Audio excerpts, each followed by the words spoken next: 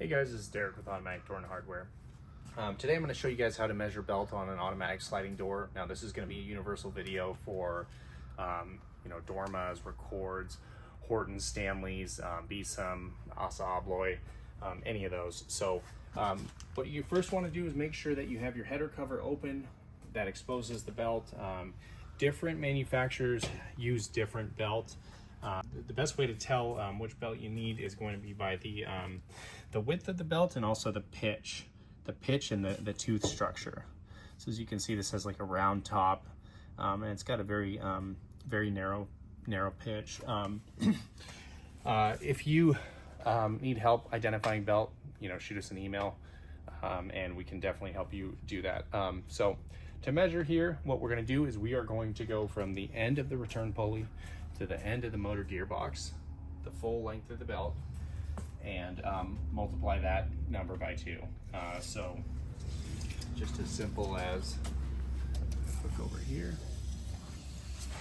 and so I get 101.5 inches, 101.5 inches.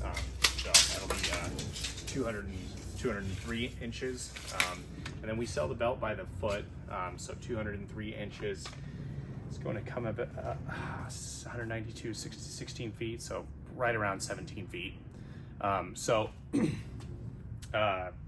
is how you measure the belt. Now, if you are out on the site, you hear the belt, you know it needs to be replaced, and you can't get into the header cover, I always tell people too, another good way to measure is going to be from end cap to end cap on your header, and then you can multiply this by 2. You can see this is obviously going to give you an overestimation, but it will get you more than enough. So it's 116.5, so that'd be 234 inches, or 233 inches. Yeah, 233 inches. But you can see 233 inches versus the 204 is what we measured the belt to be.